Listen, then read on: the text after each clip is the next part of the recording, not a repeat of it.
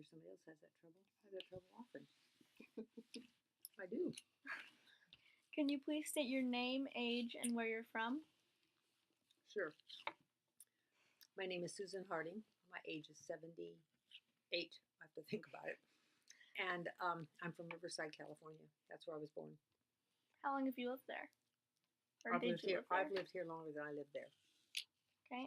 How, why, and when did you come to Cordova? Well, I came to Cordova the very first time in 1961 to teach swimming in the lake and work at the Christian Center because that was right the year after the church had burned down. And the Christian Center did almost all the activities that we did in the alley, right behind where the bank is right now, except that where that hole is right up there used to be the Cordova Times building, and they let us use a place in the bottom of the building to have the Christian Center because the church had burned down the year before on the 4th of July. And then the next time I came was 1975, and I came because my husband was called to be the pastor of this church. Cool. Did somebody, I mean, I'm assuming somebody like recommended him because you guys were already known here, and then someone was like, oh. No, what happened was, I mean, I don't know if you guys know, but a lot of people don't like to come to Alaska. I mean, to stay because, I don't know, they have lots of ideas of what they think. Anyway, and so at that point in our church in California, my husband had a co-pastor, and somebody called one day and said, hey, did you know that Cordova, Alaska was open? Are you guys interested? And he said no, and he came to the church and told Richard and me, and I said, you go right home and call him up and tell him we are so interested. And so we went back and called, and people started, they started calling us up on the phone and talking to Richard. They didn't talk to me hardly ever, but they talked to Richard and they talked to the other guy whose name was Robert a lot. And then finally they had them come up here and Richard preached and went around, stayed for about 3 days, I think, and visited people and everything. And then they go home. And the way Baptists do it, you're not appointed. The church can choose whoever they want for the pastor. And then what they say is they issue a call to you to come, and then you can choose to come or not. And so they called Richard to be the pastor, and he came. And then nobody was in charge of the Christian Center, and I had always been super interested in that. And Richard goes, well, we have lots of things to do as a pastor. Have at it if you want to be in charge of the Christian Center. So I said yes, and that's how I got to be in charge of it. And you're still in charge of it. Are you now? Yeah. So how many years has it been then? Since 1975, so I think, so what does that come out to be, 43? 43. Yeah. Wow. I have a question. How did you get a job or teaching swimming in the lake? How'd that happen? Yeah. Well, they had a thing called summer interns, or summer, actually another name they had for it was called missionary projectors. Don't ask me where that name came from, but that's what it was called. And you could apply if you wanted to go, and so I applied. But then I thought, oh, they'll never pick me because all the other people that I knew of that applied were boys. I should call them young men that were going to seminary. And I thought, oh, gee whiz, they know tons about the Bible, and I don't hardly know anything. So I had to go get an interview in Los Angeles. So I went on the bus to LA, and I got this interview and everything. And then it turns out that what they really wanted, the big thing that Cordova said they wanted, they didn't care about anybody that knew tons about the Bible. They wanted somebody that had a Red Cross instructor's permit to teach swimming, because, and I had that, and none of the boys had that, so I was a shoo-in. But the other thing is that the reason that they were so keen on having swimming lessons is because a long time ago, before they ever had the Boghorn pool, which was then, lots of kids would go out on the fishing boats with their parents, and they drowned. And there were lots of kids that drowned. And so they were like, we got to do something about this. And so the people that were in charge of the Christian Center thought, oh, well, we'll just get somebody that can teach swimming in the lake, because there wasn't a pool. Well, I didn't teach anybody to swim because the lake was so cold. But I did teach them not to be afraid. And so we'd get in the water and we'd splash and we'd jump up and down, and act silly and all that stuff. And then if you want to hear a funny story, I know you don't want this to be super long. I'll tell you one quick funny story. So there was a guy that was a 4th grade school teacher, and he was supposed to be in charge, and I was supposed to be his helper. And so he said, so do you mind getting in the water? And I go, no, I don't mind getting in the water. And he said, well, I want you to go out there and demonstrate how to do the crawl, except that, that's, you guys don't call it that anymore, but in the olden days, that's what they would call it, the Australian crawl. But it was the same thing as, what do you guys call Freestyle. it? Freestyle. Anyway, so I said, sure thing. So I went running out into the water because, I was from California. holy camole, it was so cold, and I could feel all these horrible things around my legs. They were just actually, things growing on the bottom. And I thought, oh, it's creepy. And I thought, oh my gosh, this is dumb. I'm going to die on the first day, and no kid will learn to swim. How stupid of me to run out here like this. But obviously, I figured out, I held my breath, and I just began to tread water. And then I finally did do the crawl back and forth, and I get out of the water. And he says to me, here's a towel. I said, oh, gee, thanks. And he said to me, you want to know what the temperature of the water is today? And I go, no. And he goes, well, I'm going to tell you anyway. The air's 52 and the water's 48. And I thought, oh, dumb girl from California. Because in California, if you went to the beach or anything, you always just ran and got in the water, but it was warm, and it never occurred to me that it was going to be cold. I don't know what I thought, but I didn't think that, I'll tell you.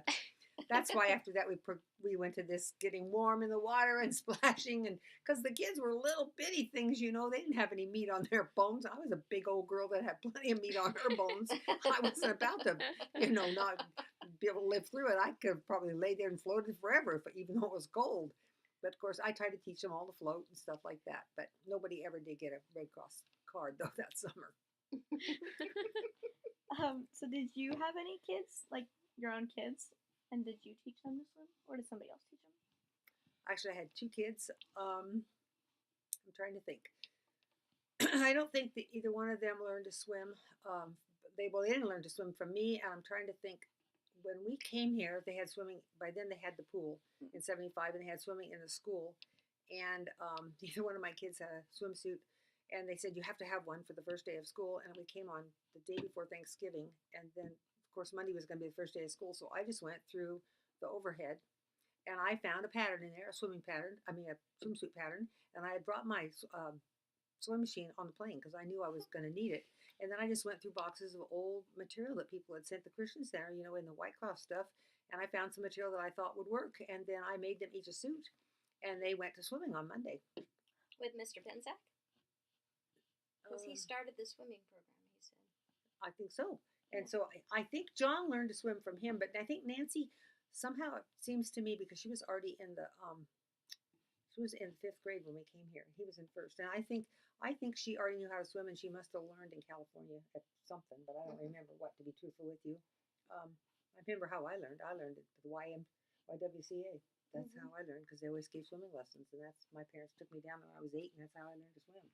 But I don't remember how she learned. I'll have to ask her. She probably remembers. I don't remember that, though, to be truthful. And are any of your kids or family in Cordova today? Or do they branch out, and where'd they go? They don't live here today. No. Nancy and all of her family, well, not all of them, but most of them she lives in West Virginia, and she's got 2 kids at home that live in West Virginia, and she has a son that's in college that's about to graduate from Virginia Tech. He lives in Virginia, and she has a daughter who's already graduated from college and also from graduate school, and she lives in Charlotte, North Carolina. And then she has another daughter who's in college in Knoxville, Tennessee. And then John lives in Sterling, Kansas, and his kids haven't got out of school yet. Do you have a favorite place in Cordova? Favorite location? You mean to go to? Yeah. Or like whatever you want, like to think about or go to. I don't know. I think one of my favorite places is I love to see it. I can see it from the church steps, and I can see it like from leaving the high school and going toward home. Is the top of Mount Eac. I think there's a certain way when the snow is on there just right, that to me it looks like a lion. It always reminds me of Aslan in the Narnia books, and that's my favorite spot in all of Cordova. Do you have a favorite place in the world? I don't think so. Probably Cordova. I like it the best. Have you traveled anywhere outside of, Cordova? You were in California, but anywhere other than that? Yes. Nancy was married to a doctor in the Army, so I went to Germany twice. And one time when we were there, my husband and I went on a tour, and we went to Prague, and we went to, let's see, where else did we go? Italy, Switzerland. Well, we went through Brussels and Luxembourg, and then another time when we went to visit Nancy, we went on a trip to England. But unfortunately, I was so sick. I spent the entire time at every place they went to in bed. because I was so sick and my temperature was so high, and they went around sightseeing and having this great time. Aw. I didn't see anything, but it was, I mean, it was the Lake District is where it was, and I would love to go back there again because it was really pretty, but I didn't see much of it. That's a bummer. And so Germany too. I don't think I said Germany, but that's where she was both times Where that she she was in Germany. To Brazil, right? Oh yes, I've been to Yeah. Brazil. That's right, because one the compassion girl that I had that was a leadership student, she graduated from college, and I went there to see that, and she was from Brazil, Fortaleza. Oh, cool. So what's your current occupation? My current occupation is the campus coordinator of Prince William Sound Community. Whoops, sorry, they changed the name. Prince William Sound College in Cordova, which is a branch of Prince William Sound College, which is located in Valdez. And then, as part of my job, I teach dual credit classes for the high school. And how'd you get into that or like end up doing that? Well, I taught the ILP program, and one day when I was doing it, some guy came there from the college and he said, "We've been told that you should be the person that's in charge of the college." And I go, "No, I don't have time for that." And plus, it was when my mother-in-law was sick and I was taking care of her in addition to being part of the ILP program, but it didn't last all day long. And so I would run home, the minute school got out, to take care of her and stuff like that. And I said, "I can't do that." And he said, "Yes, you can." And I go, "No, no, no, no, I can't." But he just kept hounding me and hounding me. And I said, "Well, I'll try it out maybe, but I don't want to say I'll really do it." And then here I am all these years later, still What doing year it. was that? 2001. Wow. What has been your most extraordinary experience in life, in your job, etc.? Like overall. Oh, that's a hard question to answer. I don't know. I think maybe in a way the most extraordinary thing to me in a way is the fact that there's so much difference between the time when I was a lot younger and now. I mean, so for example, I can remember when computers first started getting going, and my husband loved every kind of gadget in the whole world. He loved technology, he loved every gadget, he loved everything like that, and he always got them and figured them out and could make them all work and do everything. And I remember we went on this vacation to Hawaii, and he went for a week with his mother, and then I came, and we were going to be there for a week, and then John and Nancy were going to come for 2 weeks, and John was in Iowa, had gone to visit a kid that he met that came here on a work group, and Nancy had gone to Fine Arts Camp in Sitka, so she met John in Seattle, and they came to Hawaii, and once they left, Richard said, "Well, you got to get busy now. I'm taking flight lessons," and he said, "You're going to work on the computer," and I go, "No, I'm not going to do it," and he goes, "You are." He said, "You're going to be left behind." And I go, "Listen, I can type plenty good on the typewriter. I do not need to type on this computer." He goes, "Sit down. Here are the discs. Get busy. Start working on it. Figure this out." But I would have never done it if he hadn't pressured me into it. But it was a good blessing. I mean, I can see a million times over that I'm glad he did it, because I've thought about this a million times since then. I mean, in the olden days, you had to type like this. And I remember when I got my master's degree, you had to have, when you typed your thesis, you had to have 3 perfect copies. And you couldn't make a copy like on the copy machine. You had to type the copy, and you had to have it Oh my perfect. So if you goodness. messed up, you had to take that page out of the typewriter and you Oh had my to gosh, start that's again. crazy. And I mean, I could type fast, so that was the benefit, but I still had to, work at it. I mean, come on, think about it now. Just cut and paste and fix everything, and boom, you could get a perfect copy. It's like nothing. I mean, in comparison, it's like, oh my gosh, you guys don't even realize how wonderful it is. Like, I've thought of that many, many times, but I was very resistant to all kinds of change, and I never wanted to do those things. But he just ragged on me and made me do it. But I'm glad he did, because it was a good thing for me. It's been very helpful to me all my life. All the things that he wanted me to learn that I didn't ever want to learn. And so, what's been your favorite experience? Favorite over most extraordinary. Oh, I don't know. I always wanted to learn. I always wanted to teach school from the time I was 8 years old in second grade, and I still like teaching school. All this time, all these years later, I'm still happy that I do it. So I guess it's my favorite thing. Well, that's good. So moving on to sort of focus on what our actual community project is about. How does the word "old" make you feel? If someone were to To tell say you that I was you're old? old, yeah. Oh, lots of people tell me that. That's not too shocking to me. I mean, I am old, so it's not very upsetting to me. I mean, That's just the truth of it. You know, you get older, and that's the way it is. You're old. I mean, but I never think of myself as super old, and I don't think of myself as like, you know, running out of. Some days I think to myself I'm running out of pep a little bit, like at night if I get home from the hospital and from visiting and it's like 7:30, I haven't made myself any supper. Some days I just think, oh, poof, I just won't need any supper tonight. I don't want to cook it. But I usually try not to let myself do that because I know better. But I don't feel really old in the true sense of old, except that maybe sometimes because you can't do things like you used to do them exactly. Like I can't run as fast as I used to be able to go, and I can't do some things like that. Mhm. What decision do you believe has had the most impact on your life? What do you think your life would look like if you had not made that decision the way you did? Probably the decision to be a school teacher. Because I remember when I went to college, I mean, that was my goal, and I was set on it. And my mother said to me one day, you don't have to go to college if you don't want to. Just because your father always wanted you to go, I go, Mother, I am going to college. I said, this has anything to do with my dad. This has to do with me because I want to be a teacher, and you can't be one if you don't go. And then I think, I wouldn't have done all the things that I've done, teaching school and everything, if I hadn't gone to college. And I've had lots of, wild experiences. In California, I taught pregnant high school girls for 5 years. Oh, yeah. I've heard the stories. And so I've, in you know, sociology. and so I've done, I've done lots of different things. I mean, I would have never taught digital photography and Photoshop. I mean, probably in my life, if I hadn't have become a teacher, I just would have never done that. I mean, I think all those different things, they all stem from that decision to be a teacher. Yeah, so we have about, I think, 3 more questions. In what ways has the world changed since you were our age?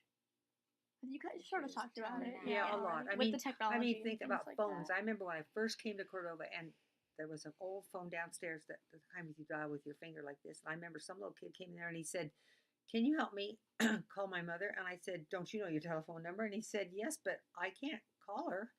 And I went over there and I said, "What's the matter?" He goes, "Well, what kind of phone is this? I can't use this phone." And I thought, "Oh, yes, that's probably true." So I showed him how to call up his mother. But I mean, think about when I was a little kid, you picked up the receiver and the person on the other end said, "Operator, what number, please?" And you told them the number you wanted. And they connected you and you talked. I mean, you didn't even have to dial. So, I mean, times have changed a ton. And I mean, the kind of cell phone that I have, I probably wouldn't have had it, except that I had the kind where you have to, A was one punch, B is two, C is 1, 2, 3. And one of my grandkids said, "Grandma, you'll never learn to text this way. You've got to get a phone that does it the other way. And we want you to be able to text, because what if we want to say something to you? You have to get a different cell phone." Well, they were right. It was much easier when I didn't have that other kind. I mean, but I probably wouldn't have done it if they hadn't bugged me about it, because I never even thought about it, to be truthful. But yeah, all those things. And now, the college is crazy. Oh my gosh. First we had Polycom meetings, and then we had Skype, and then we had, something else. I can't think of its name. Now we have Zoom. I mean, we're always getting this new little chunk of Zoom. What is Zoom? Don't you guys know I about don't Zoom? know what Zoom I is. don't know what Zoom is either. Oh, I know about Zoom, and you don't know? I can't believe it. Okay. I don't know what it is. Well, it's this special thing. It's like a GoToMeeting or something like that. Like you call up on this thing, and these people are on the other end and they sort you out. But the crazy thing is they can never sort out Cordova very well, because they forget to get the microphone close enough to the person that's talking, or they forget to figure out how to make our voice so they can hear our voice, or we can hear their voice. And you have to keep texting them or sending them a message and telling them, "We can't hear you, we can't hear you." But yeah, so now we're using Zoom. So That's good. it's this program. It's in the computer, and you punch in all these numbers, and you tell it what number you want to call, and pretty soon you get connected with them, and you see them over the computer. So that's Zoom. But I bet you money it'll be another one before long, because they seem to change all the time. We've had so many different ones. It's crazy. But yeah. I want to hear like one of your funniest stories of teaching, of something a kid did. Well, I'll tell you. I know you've got lots. I could tell you a terrible story on myself. Okay, so when Richard first went to seminary, we had a donut shop, right? So we finally sold the donut shop, and we thought that the payments from the donut shop would see us through. It would tide us along, because it wasn't a lot of money, but it was enough money every month that we thought we could make it work. Well, the guy made 2 payments and he didn't make any more. And I said, "Richard, do you think maybe I should go see if I could get a job teaching school? And by then it's October. And he goes, well, I suppose you better. So we lived on this big, long, heavy, traveled, uh, big street. So I started going down the road. I think it's just you have to wiggle it and it'll wake up. So I start going down the street, and so I go to this first school district, and they go, no, we don't have anything. We don't have any substitute jobs or anything. So I just kept going. Kept going. Pretty soon I came to this one, and they said, yes, we could use a substitute. In fact, we could probably use a long-term substitute because the person that was teaching the second, third grade combination class, they're not coming back.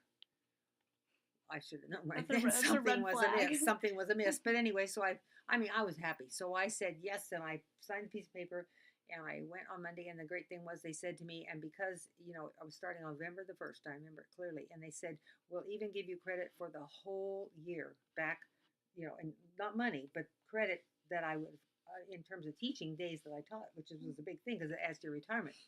So, I start off and there's like, oh my gosh, how many were there? 32 little kids in there. And holy camole, there are 23 of them that had an IEP, that had some kind of problem. It's like, oh my gosh, are you kidding me? But I thought, oh well, big deal, Susan, you can do this, and God will help you. And I just start trucking along, everything. But this one little kid, he just was a terror, and he didn't take anything seriously, and he didn't do anything right. Richard says, I don't know what you're going to do, but you're going to have to do something. You've got to make him mind. That's why he's giving you all this grief. So I went and talked to the principal, and the principal said, well, why don't you swat him? And I said, okay, because that was back in the days when you could swat kids. So he gave me the regulation paddle and everything, and Richard said, now, Susan, you have to be careful. He said, you've got to make sure there's nothing in his pockets, and you've got to bend him over the chair the right way, because Richard had taught junior high school, and he had been the witness to many, many a swat in the vice principal's office, so he knew exactly how to carry out swats. Even though he wasn't the person that gave them, he was the witness. He saw lots and lots and lots of them. So I said, okay, so I had the little boy bent over the stool, and I stood up, and and you had to get a witness. So and I think I've heard this story. You might have. And so I had the paddle up here really high like this, and I'm just ready to swing it down about here. And the little kid looks up to me and said, "It won't hurt, will it?" Oh, come on! I just took all the steam out of it. The person that was the witness is trying not to laugh out loud behind her hand. The little kids are laughing, some of them, and it's like, oh shoot. So I get the paddle up here again, and I try again, and he says something else to me, but I don't remember what it was. By the time I finally tapped, it was like, tap. I said to myself, that's it. Not spanking anybody else ever. I'm done with spanking. I'm not spanking anybody else in the classroom. I'm finished with that. I thought, oh my word and honor, that was one of the worst things I ever had happen to me in terms of teaching.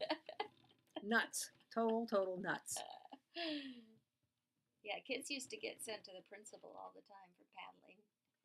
Well, at my school, when it's I was crazy how that was like a thing. Well, this has nothing to do with me, but I'll tell you right quick anyway. So my husband, the guy that paddled at his junior high school where he taught, had been played for Texas A&M, and he was this huge whopper duper guy. He was a football player, and he was really, big buff dude. And so when he smacked him.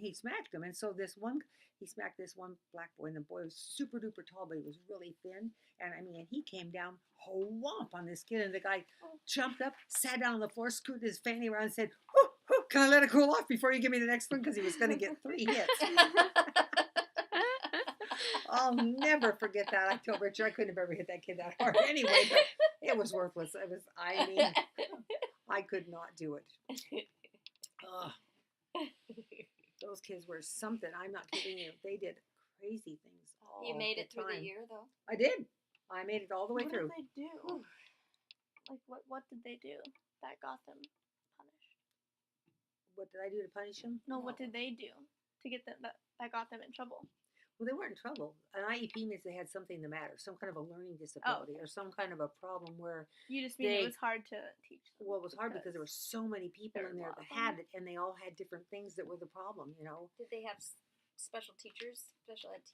Or did you have any helpers with you? They did, but nobody helped me. Nope, I had them all in there together, and nobody ever came help. Like this one little kid, he was this little bitty kid. I'm not kidding you. His father was a what do they call it? Is it MTV bus driver? Is that right? ATV? No, that's not what they call it. Oh shoot! It's back in the olden days. They used to have big bus lines that drove people around. people you get on the bus at the corner. I can't thought it was Metropolitan. Oh, Metropolitan. Wasn't it? Yeah. Is that what it is? Yeah. Anyway, so his dad was this big bus driver, and this kid, I don't know, he was just little, and he was in third grade, you know, he just was little. I mean, really little, even for third grade, he was really, really little. And so one day, he just ran up to the front of the room, and I had told him a jillion times never to do this, and I said, don't do it. And he put his hand on the map. You know how maps used to be in the front of the classroom and pull down? Well, maybe you don't know, but they did used to have them. And he took this big thing, pulled it down, it came right down, it smacked him right on the nose right here. Oh my gosh, he had this colossal bloody nose. Oh gosh, it was horrible. Every kid was horrified. I didn't feel fazed by it at all because I thought, oh, bloody nose, big deal. I just ran in the back and got some tissues and got him wet, you know, in the classroom sink and came upstairs and started mopping him up. And then I called the office on the intercom and told them, you know, what had happened. And they brought the dad. They called, and the dad came instead of the mother. Oh my gosh, he screamed at that little kid. I thought, no wonder this little kid's having trouble in life. I mean, he said so many horrible things to that kid. I thought it's a miracle that he learns anything. I mean, I'm shocked he can learn. Wow. No kidding. His father was so mad at him. Holy moly. And here I was worried that maybe the father would be mad at me, but he wasn't mad at me. I wished he'd have been mad at me. Yeah. I mean, a little kid. It was just a little bitty kid, and he just like let loose on him. It was horrible. I mean, so I don't know if it was all because they really had some disability, if it was because just things had gone kind of ratty in their life and nobody had paid attention to them. I don't know. It's hard to say. That's a bummer. Well, I guess we'll do. Do you want to, for the last one, do you want to do the cut? Because I'm gonna ask this. I have. We'll have one more question. Well, I'm gonna ask one more and then the cut Okay. one. The one I about just wondered yeah. about teaching. Have you seen a difference in how kids learn from back then to now? Going back to the changes. Mm-hmm. Well, I think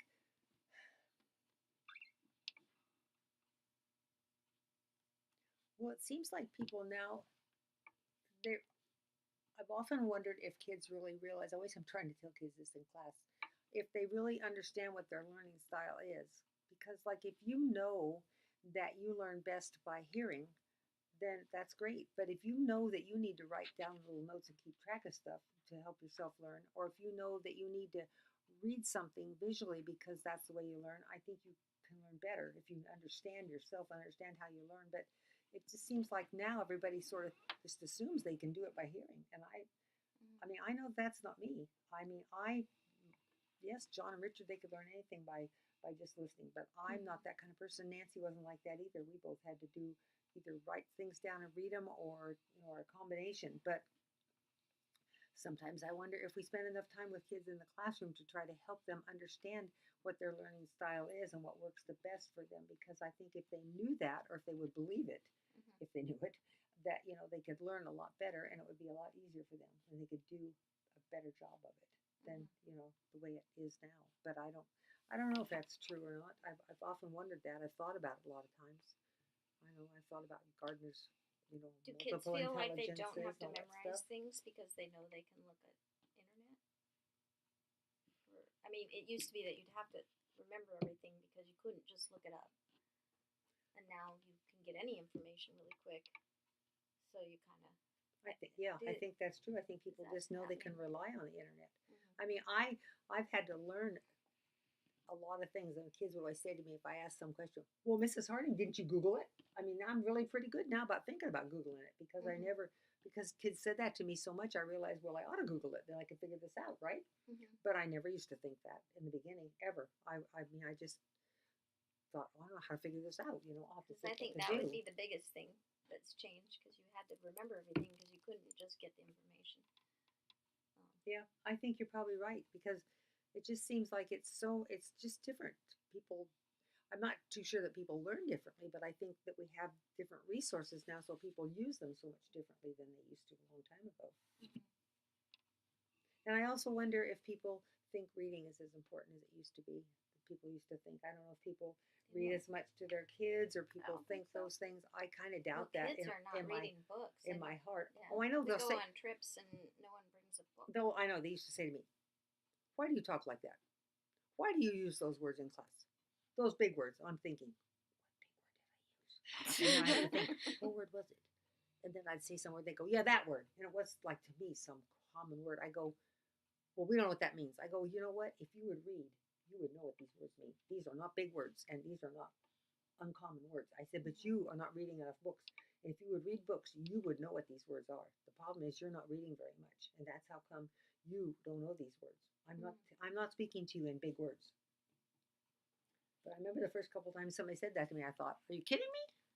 You Well, know? I think it's how parents are bringing up their kids is the issue, I think. Because, like, little kids Isn't necessarily an are just issue. set down with phones to watch movies for entertainment.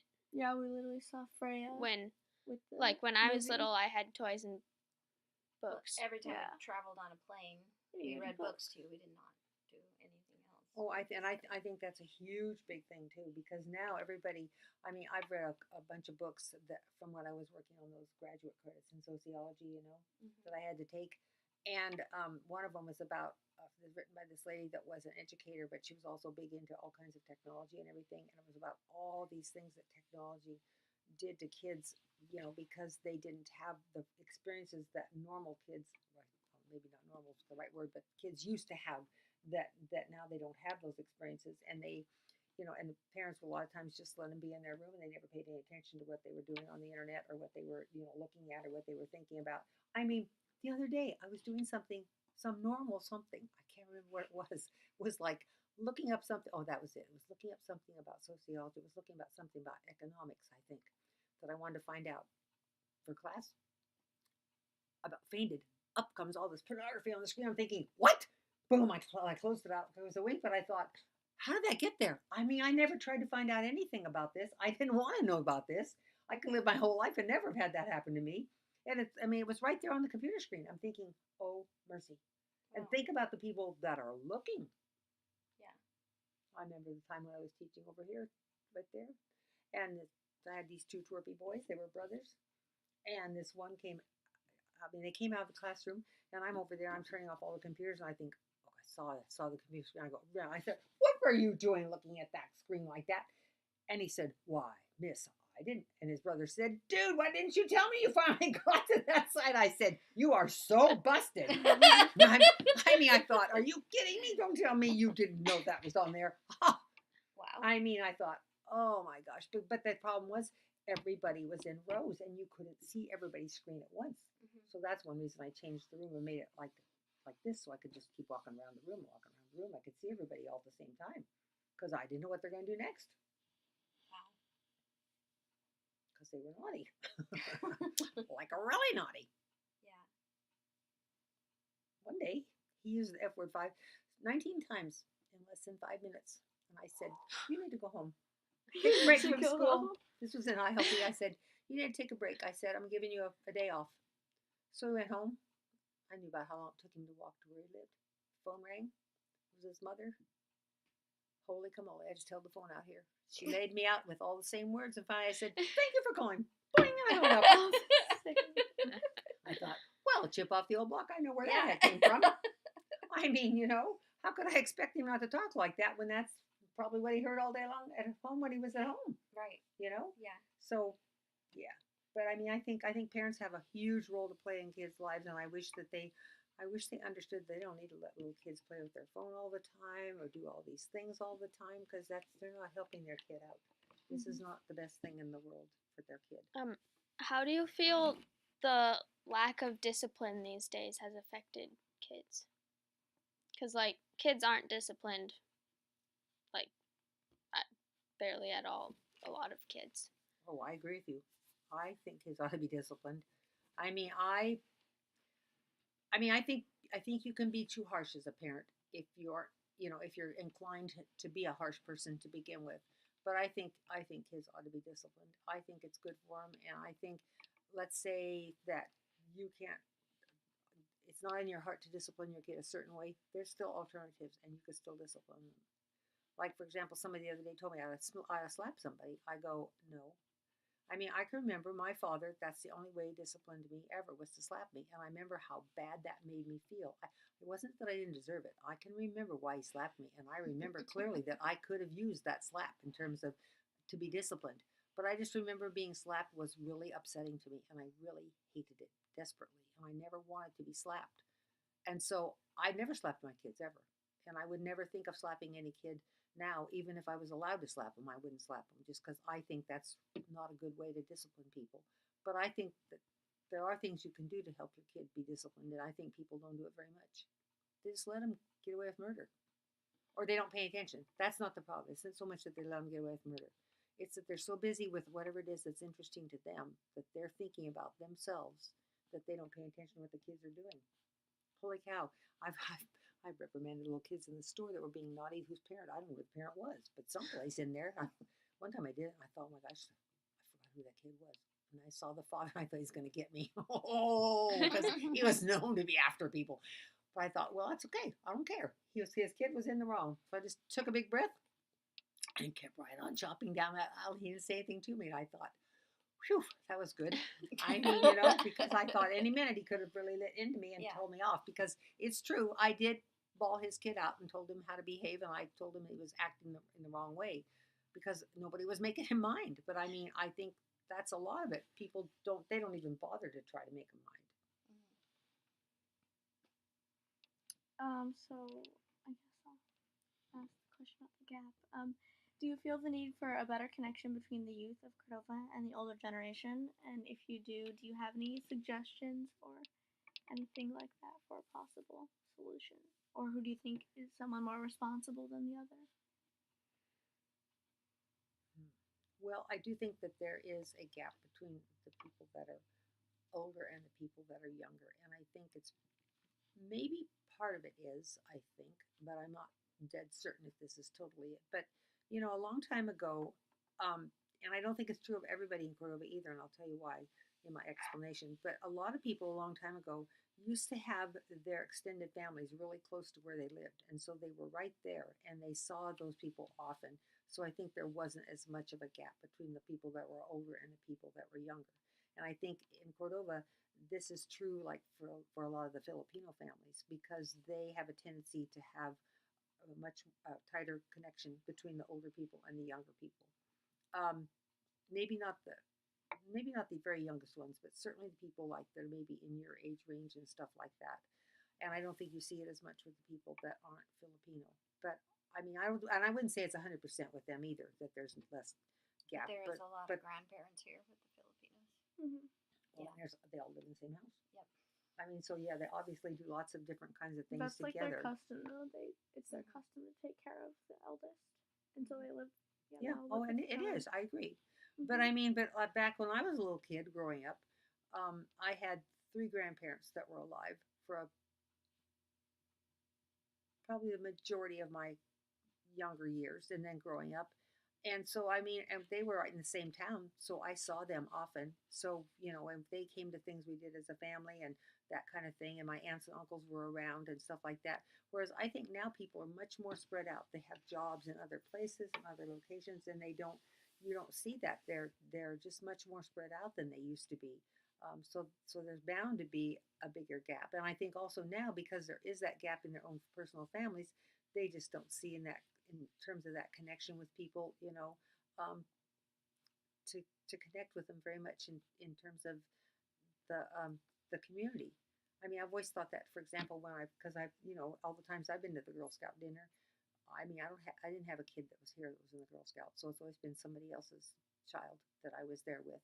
And it's always interesting to me how some of the people that have grandkids here have their grandparent with them, but a lot of them don't.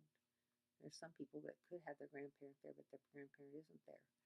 So, I mean, I think that's more normal in our country everywhere, not just in Cordova, but all over the United States, because people just, unless it happens to be in their particular cultural experience, a lot of people aren't around their relatives, and a lot of people are just separate from them because geographically they're not very close to where they are. They're far from them. And so I think that's true. And in terms of who is it's responsible, I don't know, but maybe, I mean, it seems to me that the older people could do just as much of bearing some of the responsibility to try to get in touch with some of the younger people as the people that are younger are to get in touch with the older people. I mean, it seems like that. I don't think it should be thought of as either one way or the other. That is responsible. It seems like it could be either one.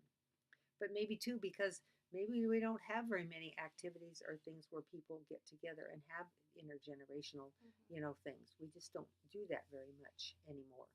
I mean, they used to have things like that a lot more than they do now. But I don't mean necessarily in Cordova. I just mean in general. And you just don't see that so much.